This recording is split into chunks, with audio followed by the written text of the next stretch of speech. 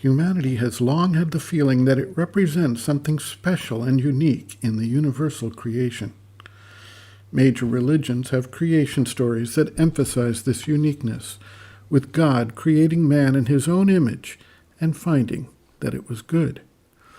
Many people believe that humanity is the only self-aware, sentient being in the entire universe. While they bolster this claim with the claim that our search for sentient life elsewhere has come up empty, it is clear that we can neither perceive all the beings that exist in our own world, nor that we have been able to explore the vast universe at distances that require time far beyond our short human lifetimes to reach. Stories from ancient texts tell of the unique opportunity of a human birth while acknowledging the existence of other sentient beings, some with knowledge and powers far exceeding those we possess. In our review of the world we can observe, and the beings that inhabit Earth, we accentuate the predominant role that humanity plays to shore up our role as the leading species on the planet. We tend to believe that advanced mental capacities are what make us unique.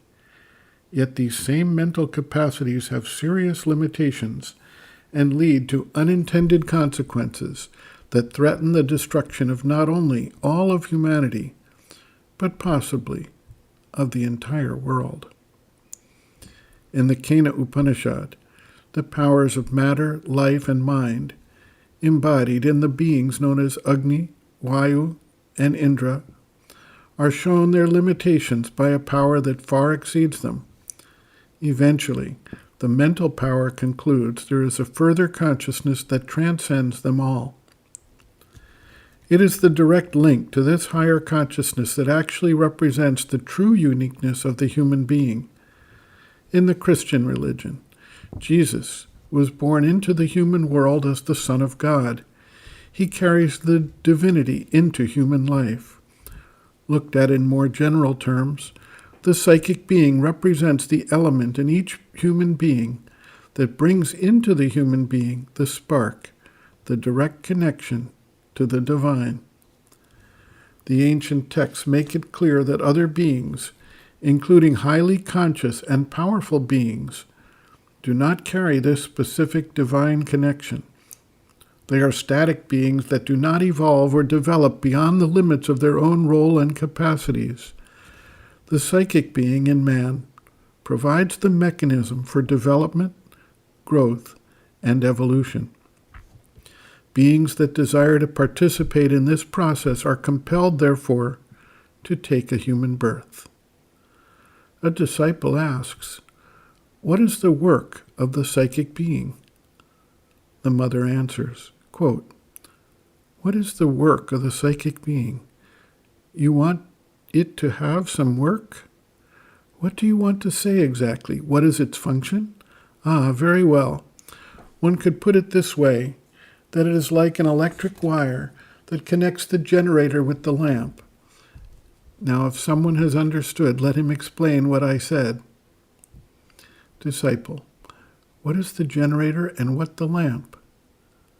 Laughter. The mother, quote, "Ah, there we are.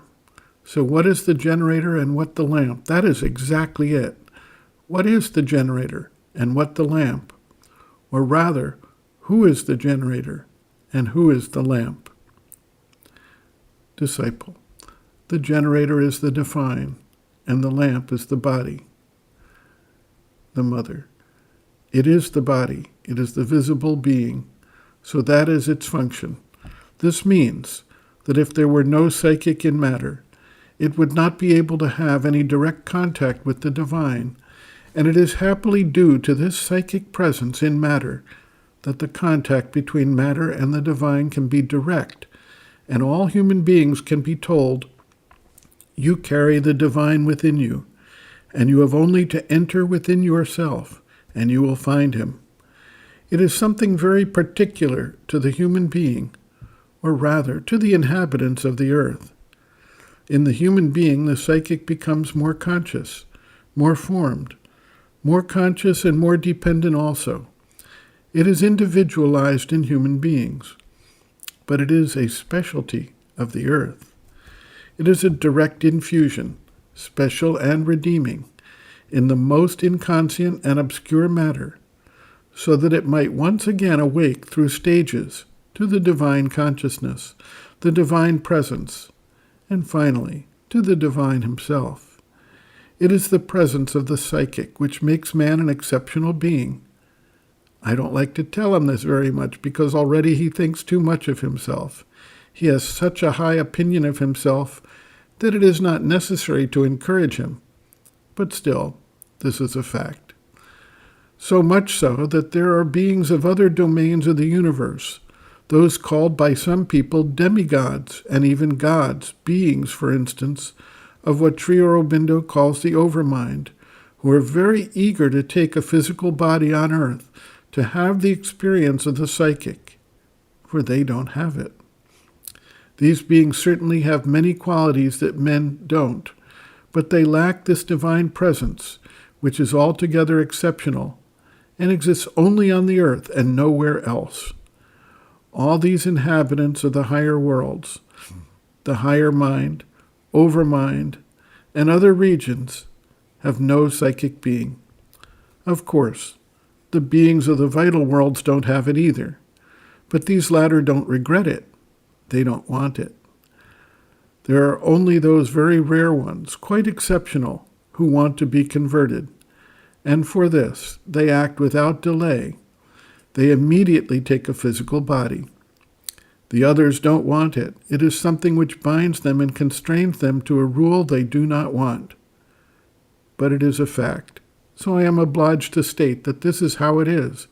That is an exceptional quality of human being to carry within himself the psychic, and truly speaking, he does not take full advantage from it.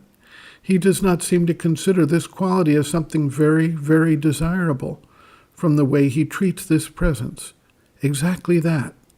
He prefers to it the ideas of his mind, prefers the desires of his vital being, and the habits of his physical. End quote.